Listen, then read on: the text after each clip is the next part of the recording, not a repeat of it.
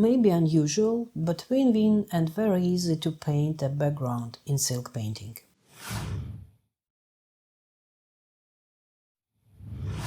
We can see three sections disjoint in composition, color and painting. This one in particular seems the most outstanding here. But how can we bring them together? How do we make these four projects come together in a cohesive look? Let's figure it out. If you watched the previous videos about background painting, you have seen that the background can be painted taking into account the centering of the composition, when we focus in the center of the image. And there's another way when we have a composition as if growing. That is, it has a bottom and a top, and our composition grows upwards. Today we are going to combine both of these approaches. The first thing we can do is to unify all the individual elements of our composition with color. And I would suggest that in a hemispheric shape, like this, or even making it bigger. My dyes today are yellow, black, grass green, and I have leftovers from a past project on my palette that will work as well. I love this quality in dyes. They dry on the palette, then we can soak them again with water and keep working. I also always have porous paper on hand. My brush is my usual round synthetic brush. I wanted to show it closer, but the camera didn't focus on it. So I take grass green, mix it with blue on the palette and get a pretty nice cool green color. And there is one more thing I'd like to focus on. Since the composition is what I call growing, we can emphasize this growth with the strokes. We can make them oblong, and that's the first thing. And the second factor that reinforces the impression of growth is the direction of these strokes. They can of course deviate from the vertical and still create the appearance of growth, and we can even paint them a little bit curved like a blade of grass. And now you can see that little by little our disparate roses are beginning to come together.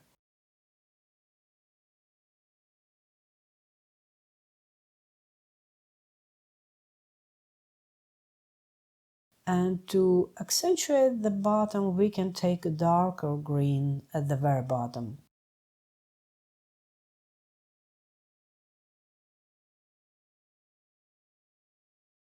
You see, sometimes I just wet the brush with the leftover paint on it and keep painting.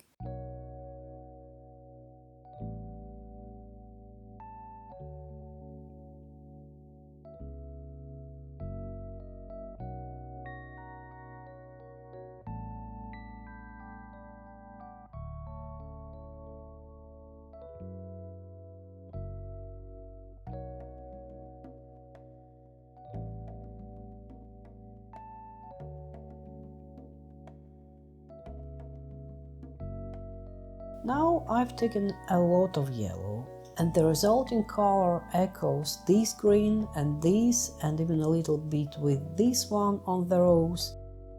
And it's quite light, meaning we are creating sort of gradient from a dark bottom to a light top. And I really like how the cool green plays with the warm green. It immediately makes our scale lively.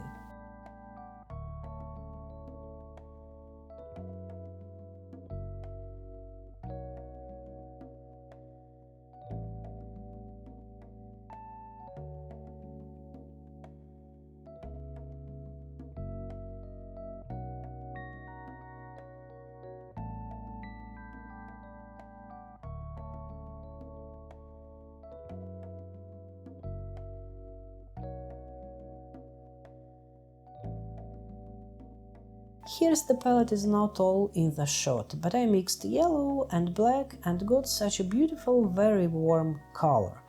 It echoes this leaf and weaves this rose even more into the overall field.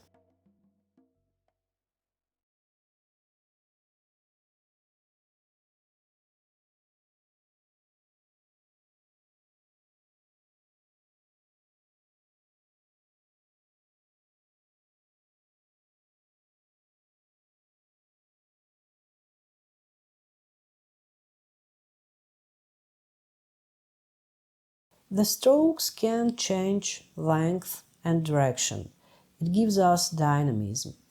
And where I see that the gaps between the strokes are too big and the white color creates like a flicker, I a bit overlap them, but still I would like to keep them so that they add airiness and sense of impressionism to our image. And since I have purple on my palette, why not introduce it too? I take it very diluted, and together with ultramarine it will give the impression of air over the roses, or even sky. But I don't want to make a sharp border between the sky and the earth. I would like them to flow smoothly into each other, interplay with each other. So a little green can be added to our conventional sky.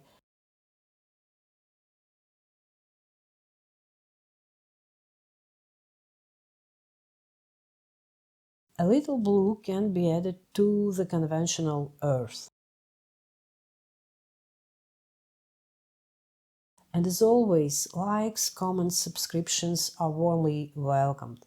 Thank you if you also share my videos. It really makes a difference. And I thank you very much for that again. And I know that some of you would like to support me. So I've set up my page on Buy Me a Coffee, where you can easily buy me a cup of coffee or two or whatever you want. It's very easy and you even don't have to create an account there. My page is still very raw, but eventually there will be a few membership levels and I plan to add an option to review your artworks. Maybe there will be individual lessons. I also plan to record a composition course that will be for sale there, but I don't know when that would be. And there will be also a shop where you can get some of my works. Long story short, the link is below. And let's go back to the background. I like how some strokes merge, some stay separate, and it all depends on the water control. I've talked about this many times before and in the most recent video too. But here I got a big completely wet spot, and here it's up close. But I think I like it better this way. And because my brush is very wet and the dye spreads quickly, I keep dyeing, barely touching the silk with the brush. At this stage I still feel like this rose is a little bit separate. So I'm going to add some green here to tie this part with this part.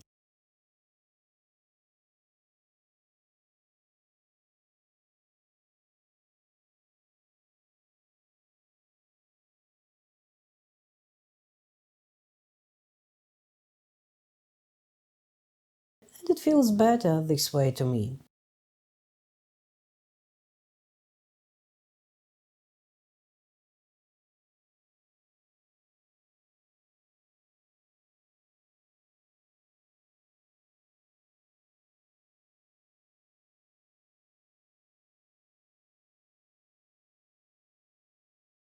Well, I guess I could have stopped at this point, but I decided it would be better if I reinforced the bottom. As you can see, you can unite disparate elements of your composition by thoughtful painting of the background. And painting in this way is very easy, and the background itself turns out to be very lively, varied, interesting, and picturesque. The most important thing is to determine in advance where there will be light and dark areas. And perhaps my background turned out to be quite active, but I really like the result.